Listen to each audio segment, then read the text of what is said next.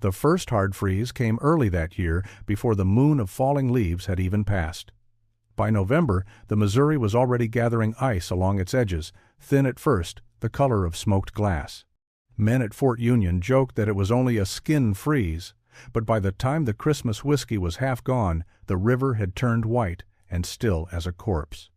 The keelboats, heavy with trade goods and tobacco from St. Louis, lay moored and useless, caught fast in ice thick enough to hold a buffalo bull. The whole frontier, it seemed, had taken a deep breath and decided not to exhale. Elias McCrae watched it all from the palisade wall, a gray shape against the gray dawn. He was a lean man, hard-faced and long-bearded, with the kind of eyes that had forgotten how to rest.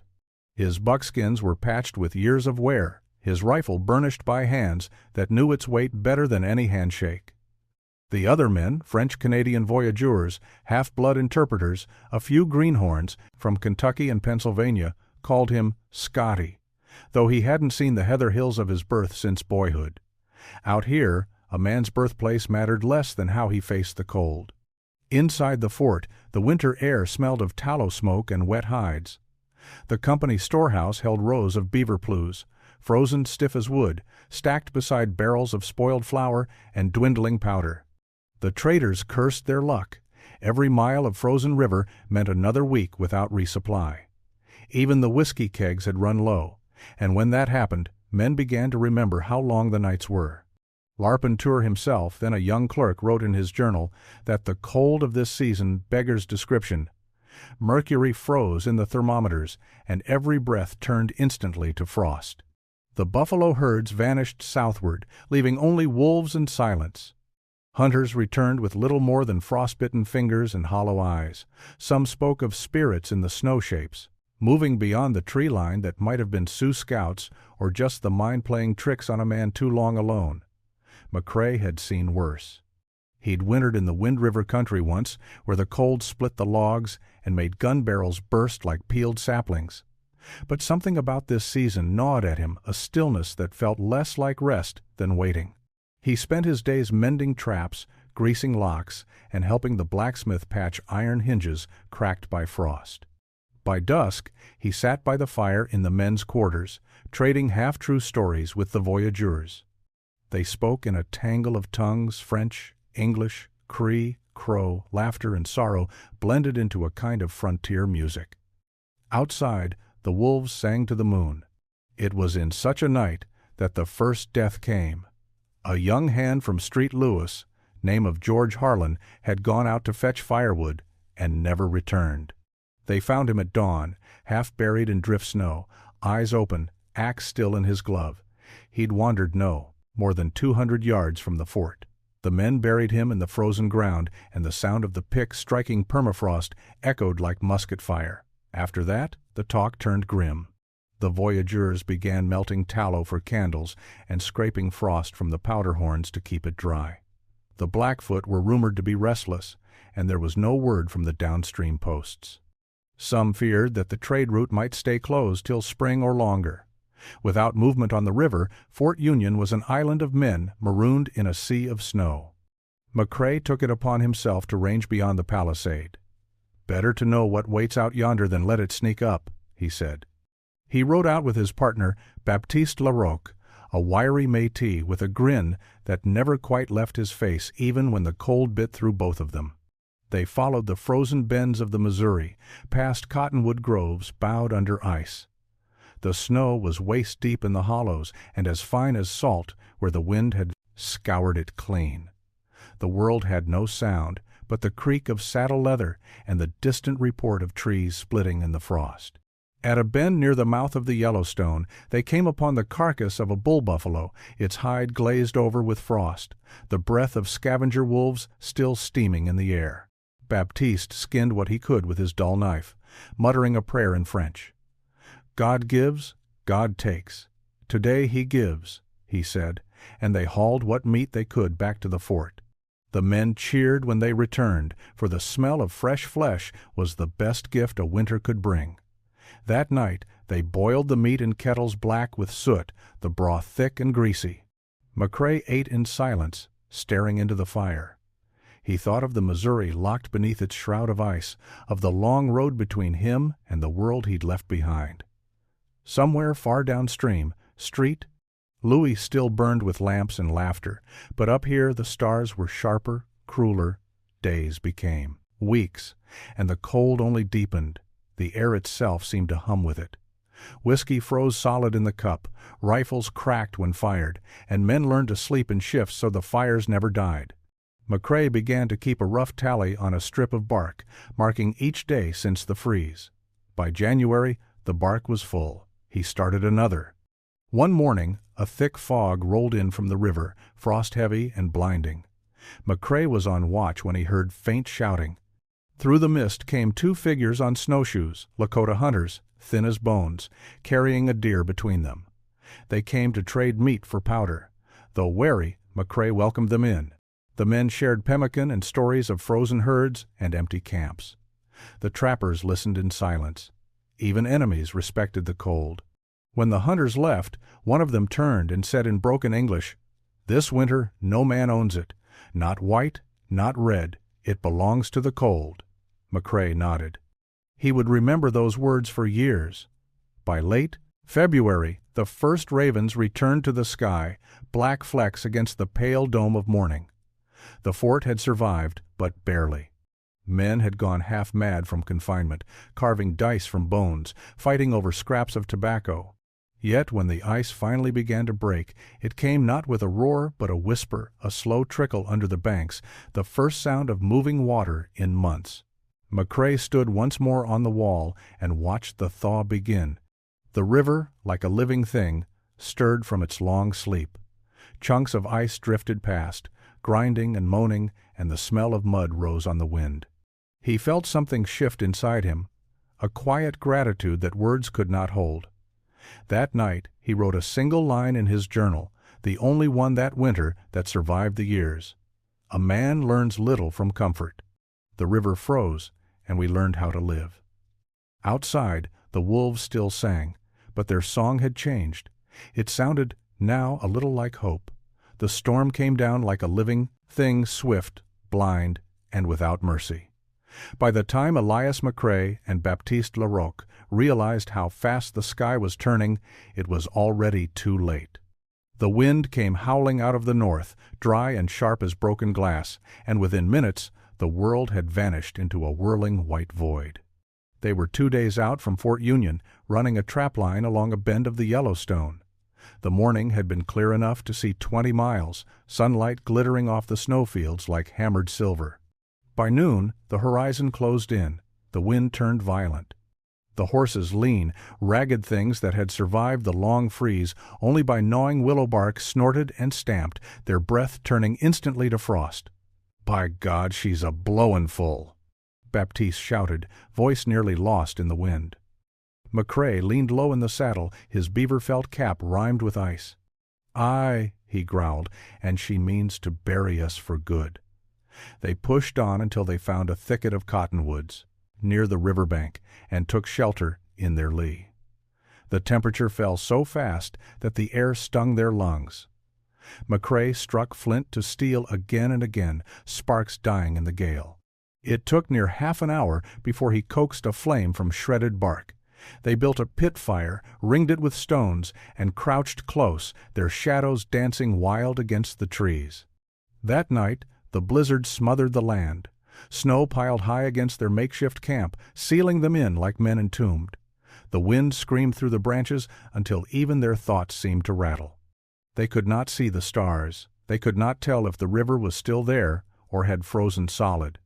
All they could do was feed the fire and wait. By dawn, both horses were dead frozen where they stood. Baptiste wept quietly as they stripped the hides and cut meat from the haunches. "Better they serve us once more," McCrae said, though his hands trembled with cold. They built a windbreak of branches and horsehide, banking snow around it. McCrae remembered an old tale from the journals of Jedediah Smith, how Smith had survived 3 days in a mountain storm by burrowing into a snowdrift and lighting a fire in a hollowed pit. They did the same, carving a crude den into the snow, the smoke escaping through a hole at the top. Inside, it was barely warmer than the freezing air, but the fire's glow felt like salvation. For 3 days the storm did not stop. The world outside became a white silence broken only by the groan of ice shifting on the river. Their food dwindled, the horse meat turned tough and black over the smoke. Baptiste grew feverish, muttering in French, his fingers swollen and pale as candle wax. McCrae tried to keep him awake, rubbing his hands, forcing hot broth between his cracked lips. "Hold on, lad," he said. "The river won't keep us both." When the storm finally broke, the sky was a hard, colorless blue. The cold had deepened, crueler now for the stillness that followed. The river lay under a sheet of white glass, frozen from shore to shore. The trees cracked in the cold, echoing like distant musket fire. Baptiste could no longer stand. His feet had gone black with frostbite. McCrae tore strips of cloth from his own shirt and wrapped them tight. "You'll make it," he lied. "We'll find the fort before the next moon." He built a travois from saplings, lashed it with rawhide, and dragged Baptiste behind him across the river ice. The sound of the runners squealing on the surface haunted him like something dying but refusing to let go. By the second day, the wind rose again. McCrae's beard was white with frost, his eyelashes frozen together. The cold had a taste now bitter, metallic, like sucking on a musket ball. He began to talk aloud to the river, cursing it, pleading with it. The emptiness answered only with wind. That night, he found a low bluff and made shelter beneath an overhang. The firewood was green and smoked more. Then it burned. But it was enough to hold off death. Baptiste lay silent beside him. When dawn came, McCrae saw that his friend's breath had stopped. The frost on his lips was the only color left in his face. McCrae sat there a long while, not moving. The sun crept higher, pale and distant. Finally, he gathered snow and covered the body, stone by stone. He carved a cross in the frozen bark of a nearby tree. No words, no prayer. Out here, the land didn't care for such things. He wrote a note on a scrap of paper torn from his journal, tucked it beneath Baptiste's coat. "Here lies Baptiste Larocque, who laughed in the face of the northern wind. If the river gives back his bones, tell Fort Union he died a good man." Then he turned his back on the grave and kept walking east. By nightfall, his provisions were gone. The cold had stripped every sound from the world, no birds, no wolves, no river. Only the slow crunch of his snowshoes, the creak of leather, and the whisper of his breath. Hunger made him see things, the shape of a firelight that wasn't there, voices in the wind. Yet, through it all, something inside him refused to yield. He thought of the old trappers he'd known, men like Bridger and Fitzpatrick, who said that the frontier never gave a man more than he could take. "Then she hasn't met me yet," he muttered. That night, McCrae built a fire in the lee of a rock bluff. He melted snow in a tin cup, warmed his hands, and wrote by the faint light of the flame. The ink froze on the page, but he scratched the words anyway. "If I see another sunrise, I'll see it as a man remade.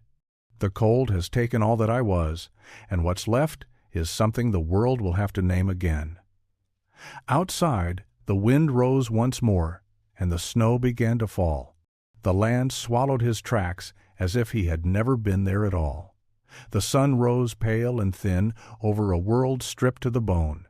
Every tree, every stone, every drift of snow gleamed with the hard sheen of glass. Elias McCrae moved through it like a shadow, his breath white in the dawn. He had been walking for 5 days since the death of Baptiste Larocque, though time had ceased to mean much. The cold had devoured his sense of days. What remained was the rhythm of motion, the crunch of snow underfoot, the creak of his frozen coat, the faint whistle of wind across the plains. He was down to his last bullet. The powder in his horn had clumped from frost, and the flint in his rifle's lock was chipped from striking ice instead of steel. He carried the rifle more out of habit than hope. His traps were buried under drift somewhere far behind him, his knife dulled to a shine from scraping bark and bone. Hunger had settled in his belly like a living thing. It didn't gnaw anymore, it waited, patient as the winter itself. The land was a frozen sea, long swells of snow rising toward the gray line of the Little Missouri bluffs. Somewhere to the southeast lay Fort Union, though McCrae could no longer trust his compass. The needle had frozen days ago, and the sun never stayed long enough to guide by. He walked by instinct, or maybe by the pull of sheer stubbornness. He found a stand of willows near the river, stripped the bark, and chewed it until his teeth ached. Bitter, but it eased the emptiness. That night he built a fire from driftwood and lay close to it, his body wrapped in the stiff hide of his dead horse. Sleep came in fits, broken by dreams of warmth, fireplaces, roasted meat, voices he could no longer place. He woke once, shouting Baptiste's name into the wind. The only answer was the groan of the river ice shifting beneath him. The next morning he found Track's wolf, maybe 2 or 3 of them, circling a patch of snow-stained red. He followed them, rifle ready, though his fingers barely felt the trigger. A half-eaten elk carcass lay ahead, ribs jutting from the snow like the ruins of a burned lodge. The wolves scattered at his approach, gray, shapes fading into the cottonwoods. McCrae knelt, carved strips of frozen meat from the bone, and carried them back to the fire. He cooked them black, chewed them slow, swallowed without tasting. "A meal's a meal," he muttered, though the words scraped his throat like gravel. The smoke stung his eyes, and for a moment he thought of Kit Carson, how he'd once told a campfire tale of boiling his moccasins to stay alive during a blizzard in the Rockies. Carson had laughed when he said it, calling it frontier stew. McCrae didn't laugh. He looked down at his own moccasins, cracked and stiff, and wondered how long before he'd do the same. By the second night, the wolves returned. He could hear them pacing in the dark, their paws whispering on the crusted snow. Their eyes glowed in the firelight, yellow and curious.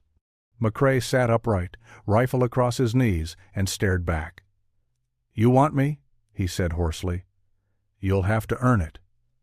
The wolves did not come closer. They were waiting, as all predators did, for the cold to finish its work. He thought of Fort Union, then of the laughter in the voyageurs' quarters, the smell of boiled coffee, the ring of hammer on anvil. He saw Baptiste's grin, the way the man had sung half-drunk in French when the whiskey flowed. Memory warmed him more than the fire. He took out his small notebook, the pages stiff as bark, and wrote by the trembling light. "Hunger makes a man remember who he is. It burns away what don't belong." The ink froze mid-sentence. He held the page over the flame to thaw it. The heat curled the paper's edge, leaving the words half-charred, half-frozen. The next day his world narrowed to footsteps. He no longer felt cold, just a deep, slow weariness that settled in his bones. He caught another wolf near dusk, one that lingered too long near the fire. The shot startled even him. The powder had barely sparked. The animal fell, a gray heap against the snow.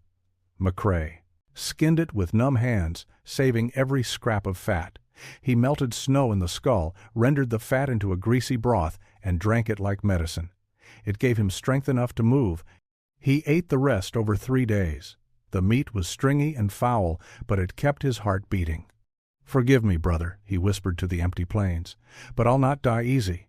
When the weather broke, the air softened just enough for the wind to carry sound again the distant crack of ice on the river. The flight of unseen birds. McCrae climbed a ridge and looked south. There, faint on the horizon, smoke curled skyward. He blinked, unsure if it was real. A camp, maybe Crow or Assiniboine. Or maybe just his hunger inventing hope. He started walking toward it anyway. By evening, he could make out shapes, lodges, the glint of movement around a fire. His steps faltered. The last of his strength drained from him. He dropped to one knee, then both, the snow rising to his chest. His rifle slid from his hand. He managed a laugh, soft and cracked. "Well, Elias," he murmured, "looks like the river wins after all." When he woke, the world was warm. He lay beneath hides, the air filled with the smell of smoke and sage. Faces leaned over him brown, weathered, eyes calm. A Crow woman pressed a bowl of broth to his lips. "You live," she said in halting English. "You strong man, winter not take you."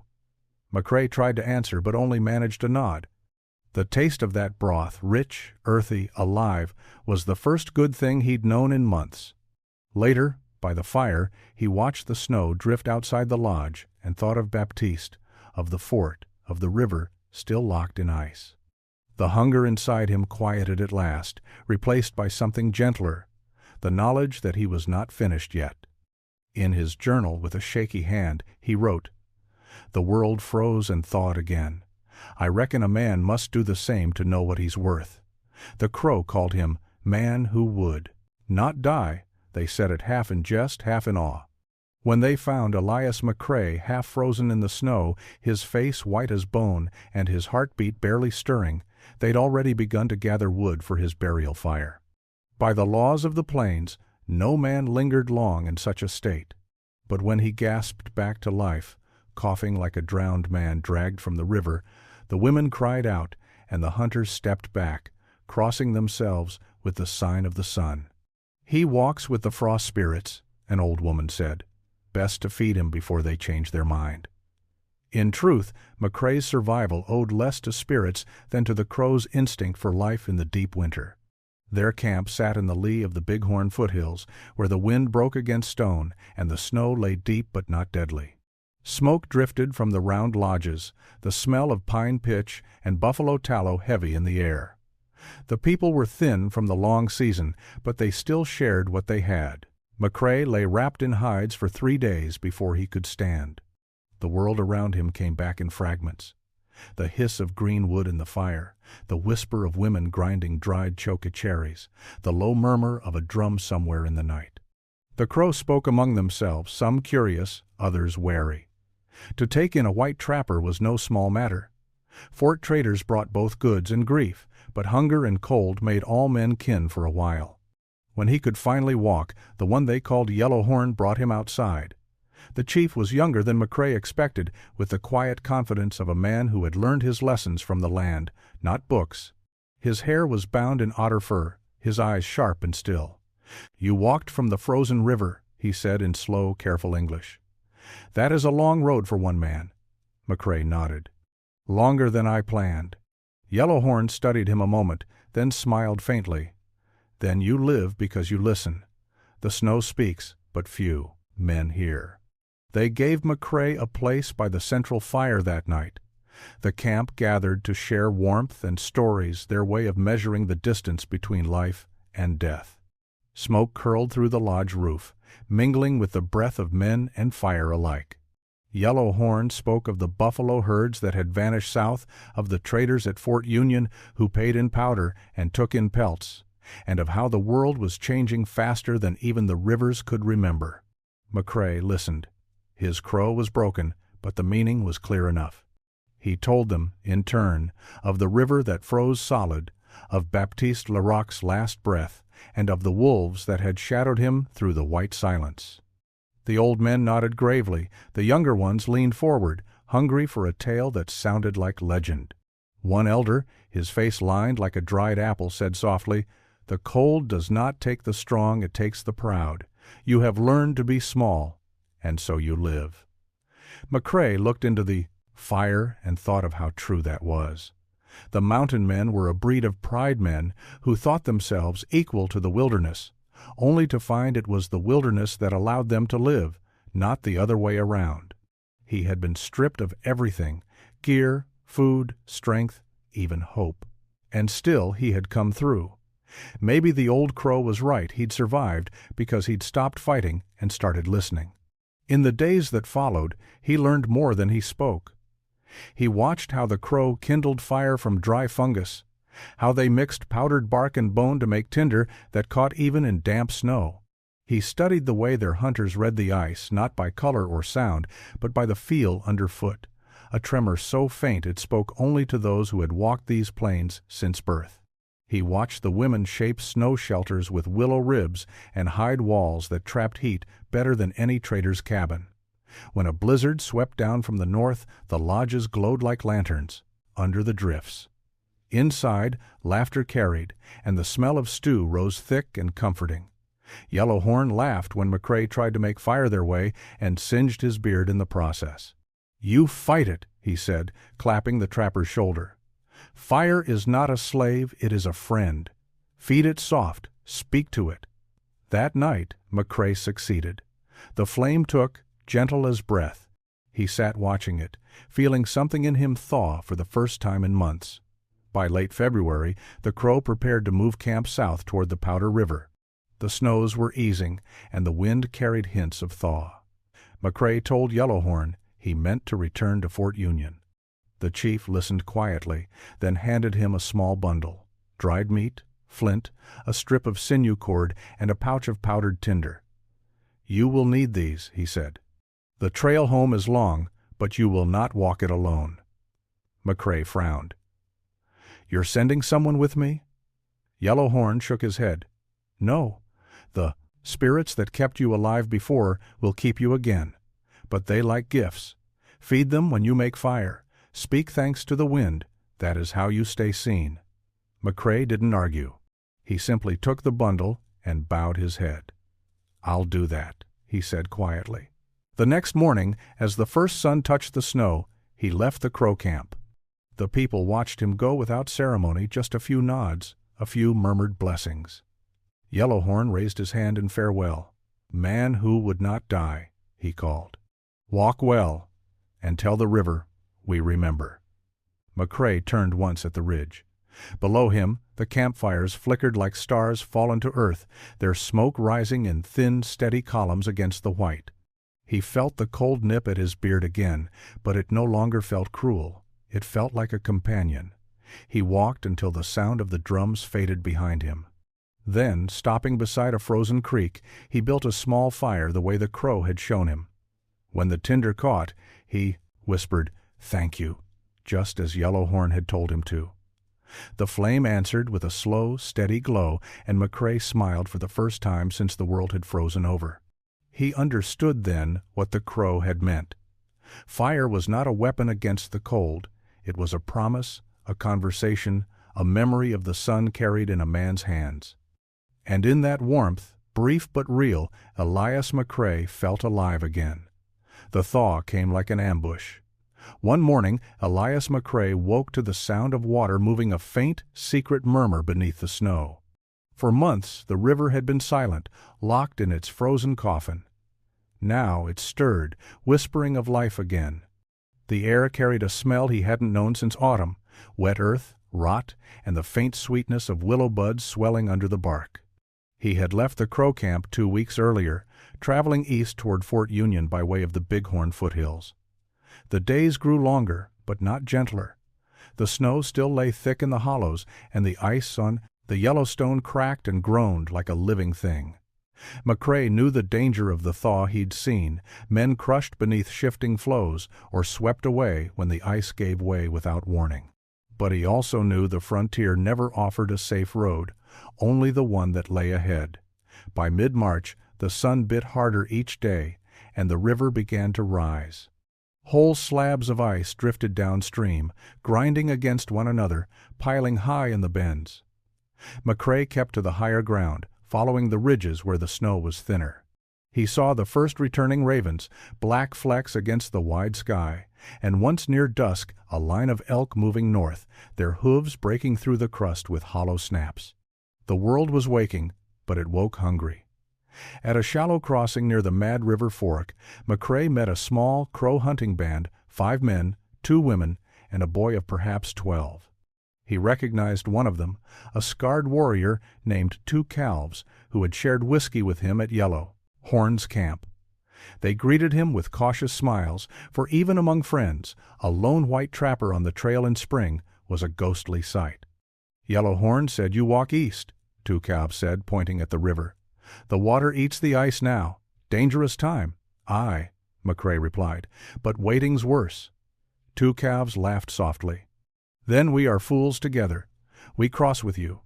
They camped that night beneath a bluff of red sandstone where the river forked into 2 swift arms. The sound of ice breaking echoed through the valley, low thunder rolling under their feet. The Crow built small fires of willow and sage, cooking dried venison and boiled roots.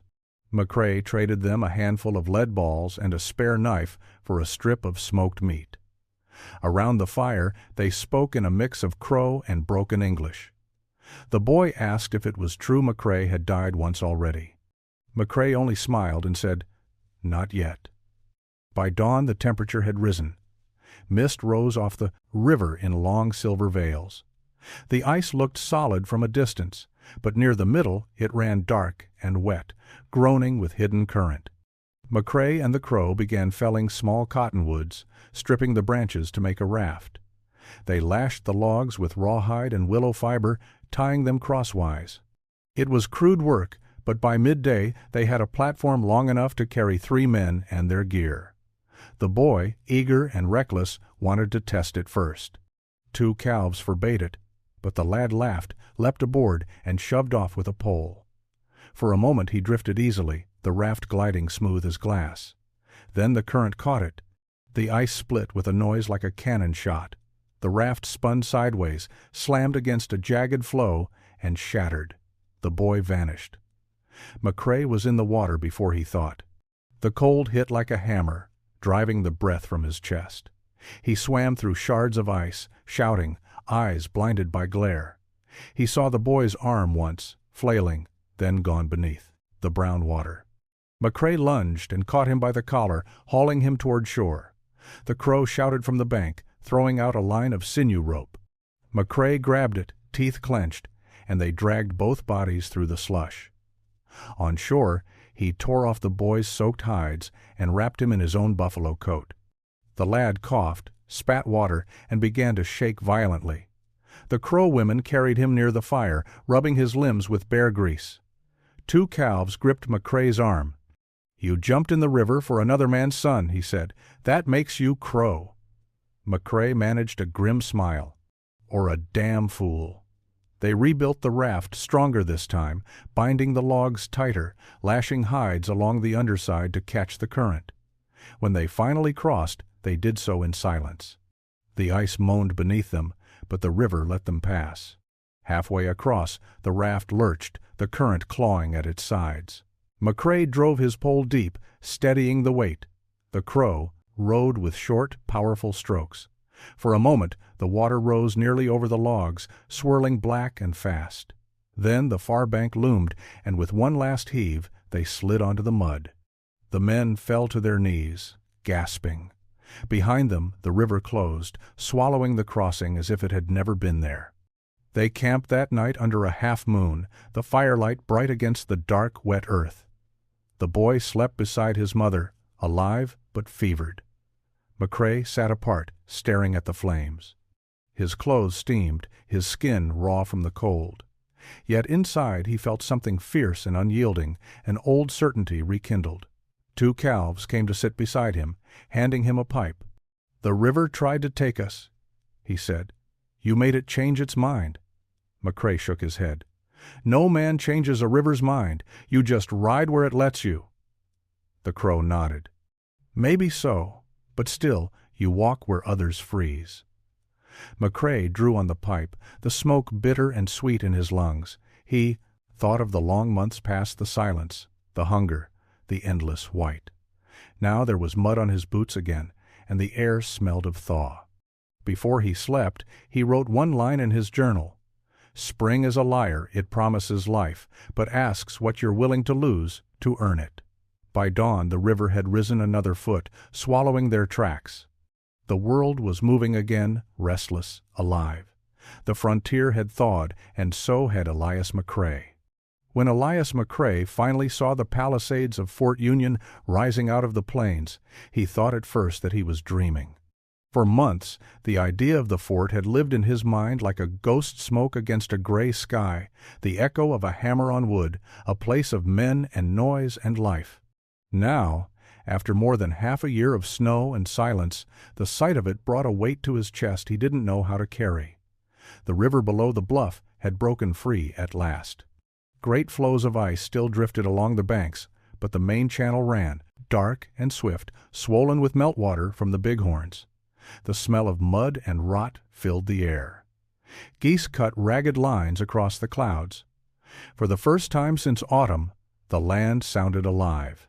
He reached the stockade near midday, his clothes torn, his beard wild and gray at the edges.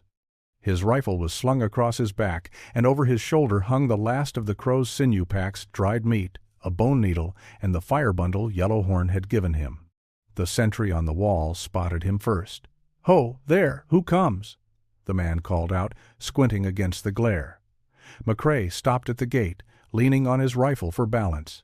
"A ghost, maybe," he said. "Or what's left of one." There was a long pause, then a shout. "By thunder, it's McCrae! Elias McCrae!" The gate swung open, and a dozen men spilled out, trappers, voyageurs, and clerks. Faces gaunt from the hard season but bright with astonishment.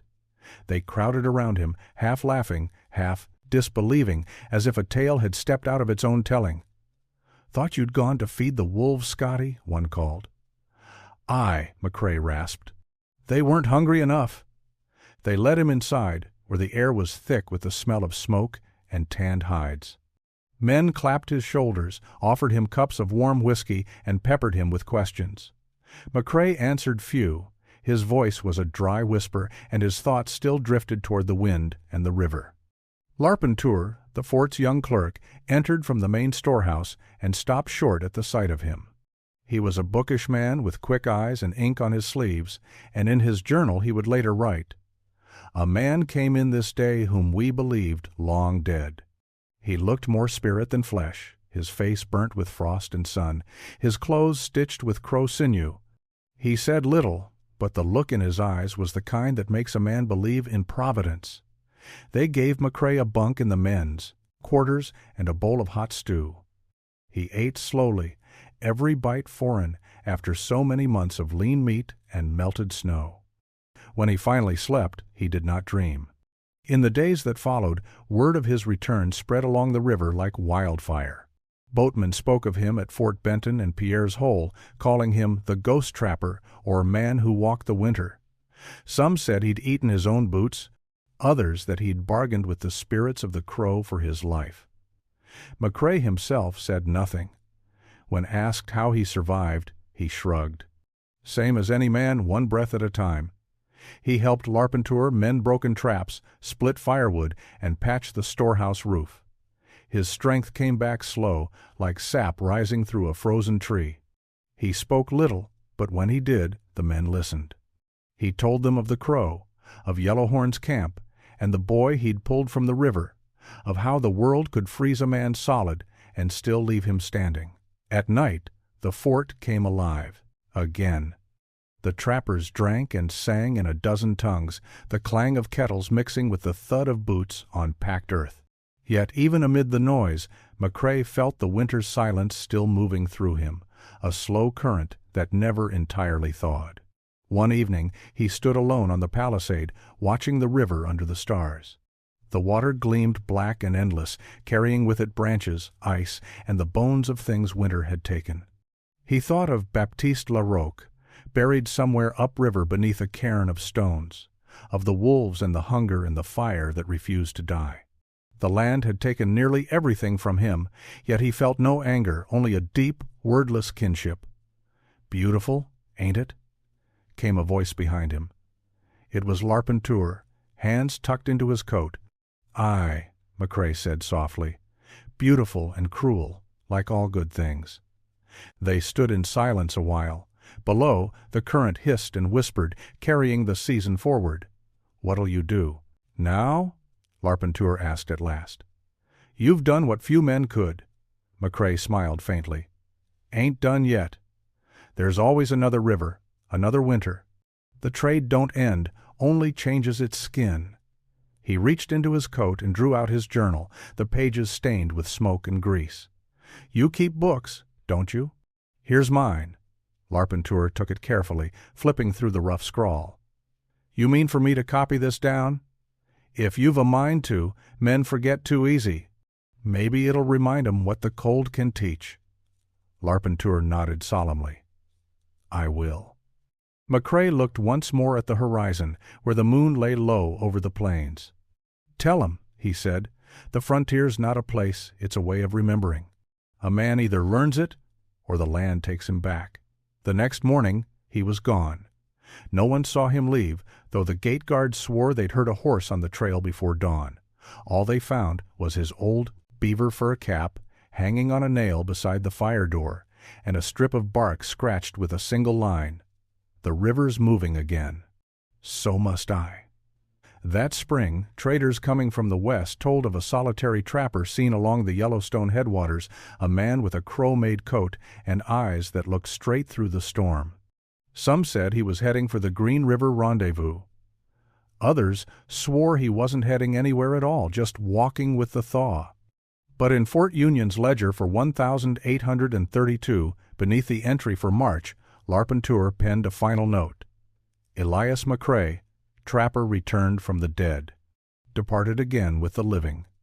And that was how the winter of '31 ended, not with a feast or a fight, but with a man who'd learned to carry both fire and frost in the same heart, walking once more into the wild. By the time the summer of '37 rolled around, the fur trade was dying, though few men were ready to admit it. Beaver had grown scarce in the high country. The fashion for felt hats, back east, had shifted to silk, and the great companies were folding one by one. But for one last season, the trappers came together, as they always had, to drink, to trade, to boast, and to remember. The Green River Rendezvous that year sprawled across a wide meadow of sage and sun-bleached grass. Hundreds of lodges dotted the plain, from the tall canvas tents of traders to the hide shelters of Shoshone and Crow families. Mules brayed, rifles cracked, fiddles wailed through the thin mountain air. The smell of tanned hides and whiskey mingled with wood smoke. It was the last great gathering of its kind, the dying echo of an age already slipping into legend. Elias McCrae rode in from the west on a bay horse gone white around the muzzle. The years had carved him down to lean sinew and weathered hide, his beard more frost than flame. Men turned to look as he passed. Some recognized him from old tales whispered around campfires, the ghost trapper, the man who would not die. Others just saw another mountain man, quiet and alone, the kind the frontier made and unmade in equal measure. He dismounted near the trading tents, where Jim Bridger and Thomas Fitzpatrick were haggling over powder and pelts. Bridger looked up and grinned. "Well, I'll be damned, McCrae. Thought the winter took you for good." "Nearly did," McCrae said, shaking his hand. "But she's a jealous mistress, the frontier. Won't let a man go till she's done with him." Bridger laughed and clapped his shoulder. "You always had more lives than a cat. Come on, the whiskey's honest this year mostly." They sat around the fire that evening with a dozen others. Kit Carson, young still but already carrying himself like a legend, old Bill Williams, gray and grizzled, mumbling into his pipe, and a handful of free trappers from Taos and Street Lewis. Stories flowed thicker than the whiskey. Men spoke of the Yellowstone, the Wind River, the Blackfoot, country places that had eaten more souls than they'd spared. When the talk turned to winters, Bridger leaned back and nodded toward McCrae. "Tell him, Elias. Tell him about the winter of '31. I seen that season freeze whiskey solid. You walked out of it alive." McCrae smiled faintly, staring into the flames. "Alive's a word with edges," he said. The firelight danced across his face, carving the years deeper into it. "A man don't walk out of a winter like that. He comes through it different. Lighter somehow. The cold burns off what he don't need." The younger trappers leaned in, listening. The fiddle quieted somewhere in the distance. Even the wind seemed to ease.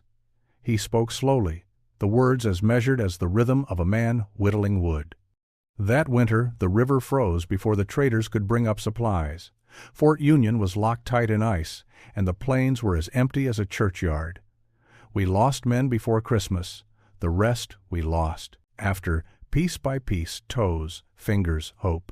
He told them of Baptiste Larocque and the storm that buried them alive, of chewing willow bark and eating wolf meat by the dim light of a dying fire.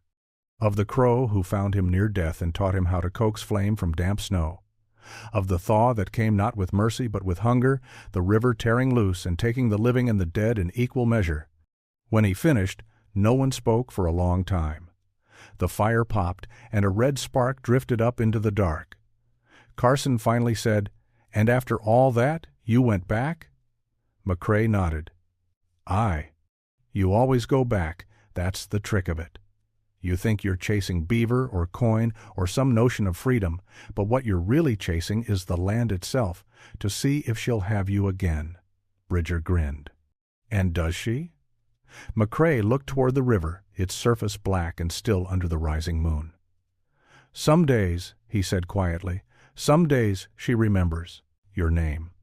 Most days she don't. They laughed softly, not mocking, but with the kind of laughter men use to keep from remembering too much. Someone passed him a cup of whiskey, and McCrae raised it in a half-toast. To the ones the frontier took, he said, and to the few she gave back. The men echoed him, their voices rough and low. To the few she gave back.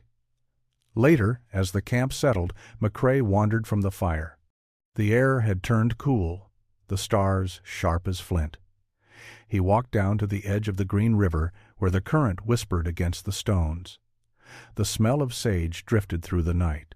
He crouched, dipped his hand in the water, and felt the chill bite his skin. In that moment he thought of all the rivers he'd crossed: the frozen Missouri, the mad Yellowstone, the quiet bends of the Wind River where the Crow still camped. Each one carried a piece of him away, and each one had given something back. The frontier was like that. It took, and it taught, and it never forgot the measure of a man. From the ridge behind him came a snatch of song, a French tune from the voyageurs, sweet and melancholy. The sound rolled across the meadow, mingling with the hiss of the fire and the murmuring river. McCrae smiled. He pulled out his old journal, the same one he'd kept through the winter of '31, its pages worn soft as buckskin. In the firelight from the distant camp, he wrote, "The cold was our teacher, the hunger our gospel, the river our road.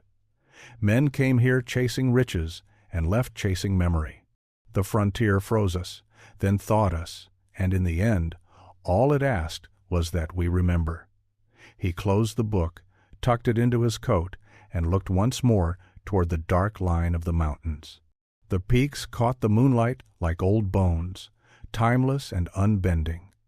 Behind him, the fires of the rendezvous burned low, flickering like the last heartbeat of an era.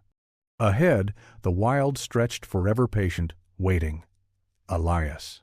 McCrae mounted his horse at dawn, his silhouette dark against the brightening sky. He didn't look back. The green river murmured its eternal song, and with it the last of the true mountain men rode into legend,